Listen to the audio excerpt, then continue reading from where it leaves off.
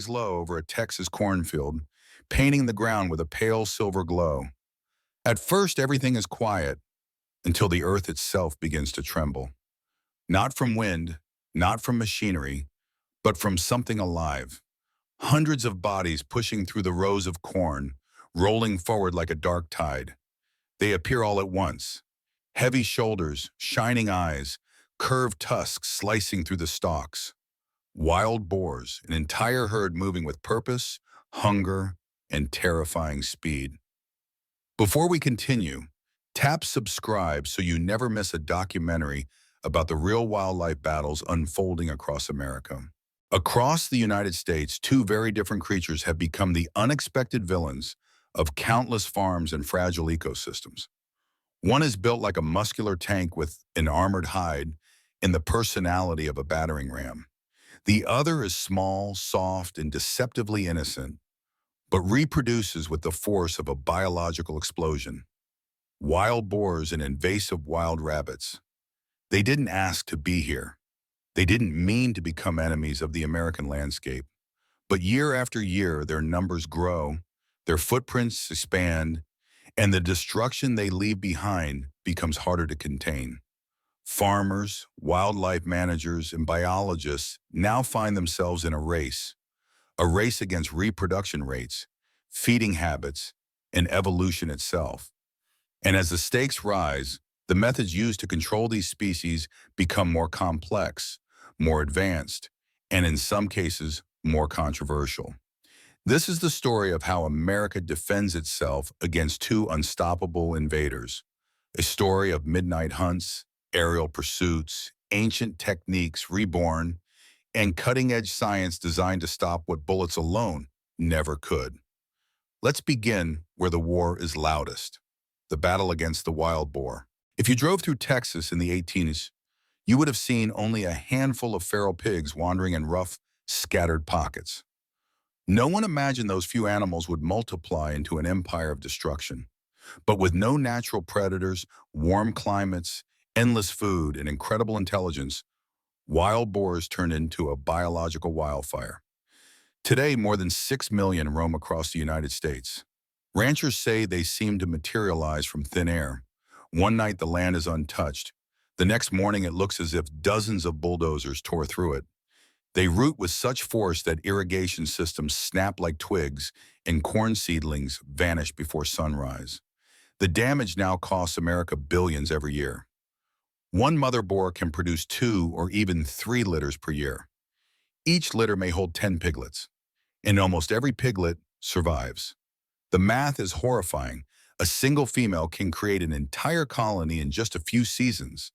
But despite their destructive behavior, boars are smart, smarter than most people realize. They memorize human scent. They track feeding patterns. Some even learn to ignore baited traps after watching their herd get caught. To outsmart an animal this intelligent, Americans have had to evolve their approach, beginning with the most familiar method of all. Gun hunting has long been the frontline defense against wild boars, but the process is far from simple. A hunter sitting beneath a mesquite tree at dusk must remain as still as a statue. He controls his breathing, listens for faint rustles, and watches the horizon for the shadow of movement. Most hunts take place under the cover of darkness because boars trust the night. They emerge when the world is quiet, slipping through fields like ghosts. But hunters have adapted, outfitted with thermal scopes and night vision goggles that turn pitch-black landscapes into glowing silhouettes. From 400, 500, sometimes even 600 yards away, a hunter must strike a target that can erupt into 25-mile-per-hour sprint in an instant. A boar doesn't flee like a deer. It lunges sideways, zigzagging through brush while its herd scatters. A single mistake gives the animal time to escape, breed, and continue multiplying. For some, the thrill is in the challenge. For farmers, the urgency is survival. As the crisis grew, Texas ranchers realized traditional hunting wasn't enough. So they began creating something uniquely American: professionally organized hunting tours. On these properties, hunters don't crouch behind trees or stalk hogs through mud. Instead, they step into climate-controlled blinds overlooking open feeding areas. These blinds feel more like tiny cabins than hunting posts. Quiet, elevated rooms with armrests, gun rests, LED lights, and wide shooting windows offering a panoramic view of the land. Guides monitor movement through trail cameras. When the herd steps out of the tree line, the guide whispers into the earpiece, "They're coming from the west." The hunter steadies his rifle. The moment is tense but controlled. When the shot echoes, the boar hits the dirt with a heavy thud. Later, workers haul it back and place it onto a large scale. Some of these animals weigh 700, 800, even 900 pounds, larger than most cattle. Yet even with thousands harvested through these tours each year, the population continues to swell. So ranchers turn to the sky. From a distance, the helicopter looks like a dragonfly hovering above the plains. But inside, the world is loud, fast, and adrenaline-charged. The pilot dips low, slicing through the wind while the shooter leans into the harness, rifle in hand. Below, a group of wild boars breaks into a chaotic sprint. Dust erupts behind them as they scatter across open grassland. The helicopter rolls sideways to match their movement. The shooter steadies the rifle, feeling the vibration of the blades through his chest. It feels like an action movie, but the purpose is painfully real. Every hog they take down saves crops, prevents disease spread, and protects livestock from injury. Yet the cost of such flights is enormous, often reaching several $1,000s per hour. Wealthy ranchers pay for the service because the alternative is losing tens of thousands of dollars worth of crops. There is a strange beauty to watching a herd from above. Their instinctive coordination, their fearless momentum, the raw power in their stride. But for the farmers below, the beauty is overshadowed by urgency.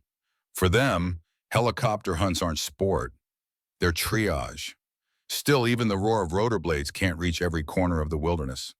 For the tight brush where no machine can fly and no hunter can shoot, a much older method remains indispensable. There are hunters who swear that no tool on earth compares to a good dog. American hog dogs are legends of the South, raised on wide properties, trained from birth, and bonded to their owners with the loyalty of family. At dawn, the pack moves silently through the forest floor, noses low, muscles twitching with anticipation. Their ears perk when they catch the scent. Their tails stiffen. Then, without hesitation, they sprint into the undergrowth. First come the bay dogs, swift, agile trackers who shadow the boar from a safe distance. They corner the animal beneath the twisted oak branches and bark with piercing intensity, announcing their find. Their job is not to fight but to hold the position until the hunter arrives. Then the catch dogs are released. These dogs don't bark. They don't hesitate. They launch themselves directly at the hog, clamping onto its ears or neck with all their strength. It is raw, dangerous, and dramatic. The hunter races to the scene, knife in hand, ending the struggle with a precise strike. It is a method rooted in ancient culture, still alive because technology cannot replace instinct. Dogs can navigate swamps, thorny brush, and dense forests where no machine, not even a helicopter, can reach. But while dog teams are effective for individual boars, one method is far more powerful for capturing entire herds at once. Not all battles are loud. Some are fought with patience. Across America, farmers set massive metal cage traps in the open fields. They sprinkle corn around them days in advance, allowing boars to grow comfortable with the structure. The animals sniff, test, and revisit the area again and again until they believe it's safe. Hidden cameras stream live footage to a farmer's phone. He waits, sometimes hours, sometimes days. When the entire sounder, the whole boar family steps inside, he presses a button. In an instant, the door slams down, locking 20, 30, even 40 hogs in a single sweep. Other traps, older and more primitive, use wired snares. A hog steps forward for food, the loop tightens, and the animal is held until the hunter arrives. It is a brutal but historically vital method, still used in regions where technology is less accessible. Yet even with traps, dogs, hunters, helicopters, and advanced tools, one truth remains. The boars keep coming. So Americans have begun fighting the war from above the fields, not with bullets, but with machines that can watch the world from the squashwam. Texas was the first state to embrace drone warfare in the agricultural world. At night, the landscape looks almost peaceful, until the drone's thermal camera reveals the glowing signatures of dozens of hogs moving through tall grass. From the screen, the farmer can see everything: the direction of the herd, the number of adults, the size of the juveniles, even the exact moment they approach a vulnerable crop. Some drones swoop low, pushing the boars into predetermined paths where hunters stand ready. Others track wounded animals with eerie precision, removing the guesswork once common in traditional hunts. Farmers say drones feel like having a guardian angel overhead. But even guardian angels have limits, which forces scientists to ask an uncomfortable question. Is it time to fight invasives with chemistry? Deep within USDA research facilities, scientists have spent years studying a compound called sodium nitrite, a chemical capable of killing adult pigs quietly within hours. Special feeders are designed to prevent other animals from accessing the bait. The idea is simple: offer a targeted solution that can thin out populations without firearm conflict. But the ethical debate is fierce. Could scavengers be affected? What happens to predators that feed on poisoned carcasses? Could the chemicals seep into waterways? Is the solution worse than the problem? The research continues, inching forward while the crisis accelerates. And as America battles boars with every tool available, another invader quietly spreads its own shadow across the land. Smaller, softer, but just as dangerous. When food becomes scarce, rabbits turn desperate. And in those moments, farmers strike. Throughout Australia, and increasingly in parts of the United States, poison bait lines appear across dry summer landscapes. Oats or chopped carrots soaked in chemical toxins like 1080 or pindone are scattered in precise grids across rabbit hotspots. The traps are placed late in the day when rabbits are most active. The idea is simple: target them when they are hungry, reduce the risk to other species, and allow the poison to work overnight. By dawn, the field is quiet again. It sounds harsh, and it is, but entire ecosystems depend on the success of such campaigns. When rabbits grow beyond the land's carrying capacity, everything else suffers: plants, insects, birds, mammals, even the soil itself. If boars are bulldozers, rabbits are architects. Their burrows, called warrens, can stretch beneath the ground like miniature subway systems. Tunnels branch in every direction, forming a labyrinth that shelters families, nests, food chambers, and escape routes. To break a rabbit population, you break the burrows. Farm teams move into the fields with shovels, crowbars, and earth-moving machinery. Under the heat of the summer sun, they collapse soil pockets, flatten tunnel entrances, and block escape holes. Dust rises into the air like smoke from a battlefield. Destroying a burrow system means more than evicting rabbits. It strips them of a place to breed. It exposes them to predators. It forces the next generation to struggle for survival. In a single season, tens of thousands of warrens were destroyed across Australia, a colossal effort that America hopes it never has to repeat. But if rabbit populations continue expanding across the Midwest and Southwest, similar operations may soon become necessary. When burrow destruction and baiting aren't enough, land managers turn to fumigation. Workers carry canisters of carbon monoxide or phosphine gas, substances designed to fill tunnels and clear out any rabbits hiding underground. The process is grim, it's quiet, it's decisive. With each collapsed tunnel and each sealed warren, the goal is not cruelty, but preservation. Preserving native species, preserving farmland, preserving ecosystems pushed to the edge by animals introduced through human history. And still, Rabbit populations remain high, around 200 million in Australia today. A staggering number, but far less than the nightmare 600 million of the past. The lesson is clear. Invasive species don't disappear. You only learn to manage them. Through the years, rabbit control hasn't been purely scientific. There has always been a human side, sometimes practical, sometimes cultural, and sometimes even recreational. During the Great Depression, rabbit hunting became a survival strategy across Australia and parts of rural America. Families shot rabbits for meat, fur, and income. Many still do. Today, millions of rabbits are harvested annually for the canning industry in local food markets. On indigenous lands, traditional hunting techniques endure. Hunters move across open desert trails with quiet steps, reading rabbit tracks the way a historian reads old parchment. They know how the animals behave, where they hide, and how they run. Their methods, shaped by centuries of survival, remain invaluable today. Even hound hunting continues.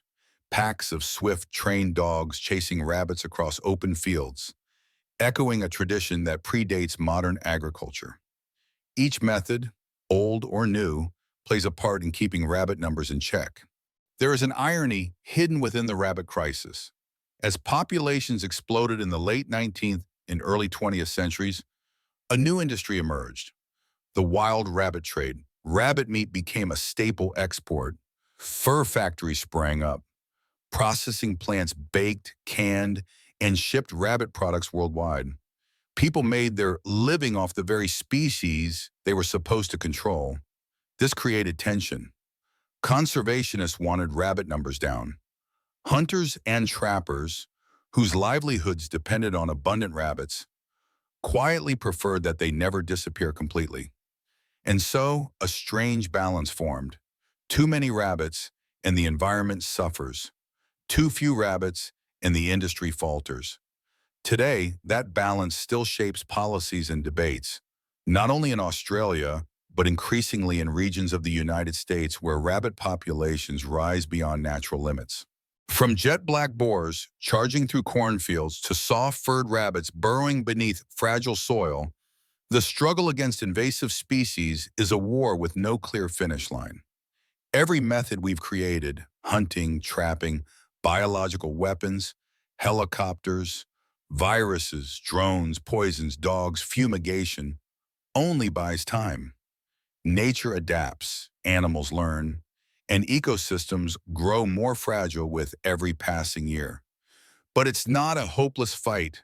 Across America, farmers, scientists, rangers, and hunters work together with determination fueled not by hatred for these animals, but by a deep love for the land. The battle they wage is one of protection, of crops, forests, native species, and the generational livelihoods tied to them. The real question isn't whether we can eliminate wild boars or invasive rabbits entirely. We can't. The question is whether we can stay one step ahead, whether we can maintain balance in a world where ecosystems have become fragile mosaics, each piece dependent on the next. As the sun rises over Texas ranch land, mist curling along the fence lines, the world feels calm again. But beneath that calm lies an ongoing struggle, one fought with science, strategy, and respect for the fragile balance of nature. Wild boars thunder across the night, forcing humans to adapt faster than ever. Rabbits multiply quietly beneath the earth, teaching us the consequences of underestimating small things.